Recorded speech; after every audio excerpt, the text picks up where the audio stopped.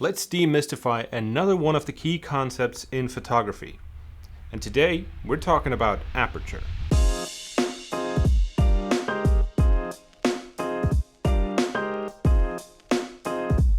So aperture refers to the opening in the lens that controls how much light is allowed to enter the camera. And it plays a crucial role in photography since it directly affects picture quality, depth of field, and exposure. Now, understanding aperture can be a bit complex, but I am going to do my absolute best to try and explain it using some metaphors and some examples. So let's start with the first metaphor. Imagine you're sitting in a dark room with a single window that is covered by curtains. And the amount of light that is allowed into the room is controlled by how much you open those curtains. Now, aperture is, for a camera, pretty much exactly that. It acts as an electronic curtain that decides how much light comes in. Now, aperture is measured in f-numbers or f-stops. And understanding that scale can be a bit difficult since it is very counterintuitive when you start looking into it. Because low numbers like f2 or f1.8 actually mean a wider opening or a wider aperture. And larger numbers like f22 or f10 or f18 mean a smaller opening or a more narrow aperture. And remember, with a wider aperture, you have more light entering the camera, and with a smaller aperture, you have less light entering the camera. Now, if you want to understand why that is, it's because the way aperture is measured. You take the focal length of the lens and you divide it by the effective diameter of the aperture opening. But if you want to get more into the physics of it all and the mathematics, I'm probably not the person to ask. You can check out some more technical shooters for that. But another effect that aperture has on your images is how deep the focus in the photo is. So your depth of field effect. In this example, you can see that at a low aperture, only a small portion of the tape measure is in focus.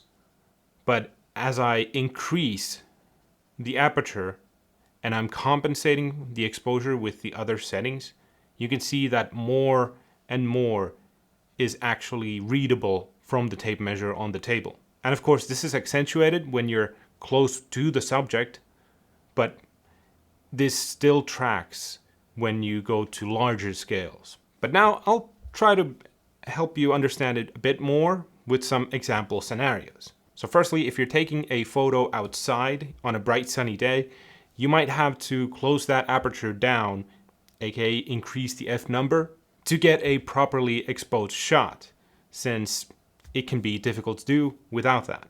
Now compare that if you take the camera inside into a dimly lit room, well, now you're going to have to open up that aperture, aka make the f numbers lower, to be able to get enough light hitting the sensor to get the image properly exposed. And on the creative side, in portrait photography, it is extremely important to use lower apertures, meaning lower f numbers or a wider aperture. See how it can get a bit confusing? But the reason why that is in portrait photography is because you really want that subject separation from the background. So you have the subject in focus as sharp as it can be, and the background behind them is blurred out. How much is up to you, but the range is wide. Most of the time you do want it to be blurred out so that the viewer will focus on the subject itself. But on the other side of that is landscape photography, where you want to have a higher aperture or a smaller f number and a smaller hole so that the depth of focus is larger.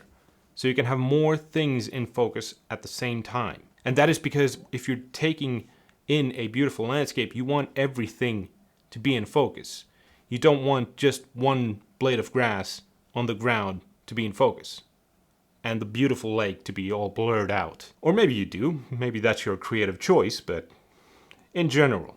Another instance where utilizing aperture becomes very important is the more difficult version of the dimly lit room example. So when you're shooting at nighttime, you're struggling to get any light that you possibly can. You're trying to get it from anywhere, and that is why you will open that aperture as wide as you can, because there's not enough light to go around and you need everything that you can get. So you open up that aperture to get as much light into the camera during nighttime as you can.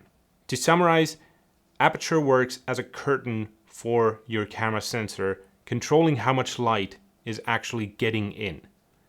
It's measured in f-stops with smaller numbers, meaning a wider aperture, more light coming into the camera, and a more shallow depth of field, and higher f numbers, meaning a smaller aperture and a more deep depth of field and less light getting into the camera.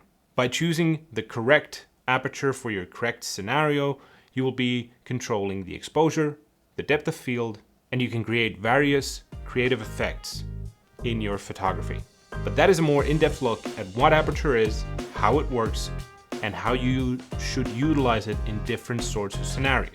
Do you have any questions or corrections? Let me know in the comments below. And do me a favor and pop that like button while you're down there.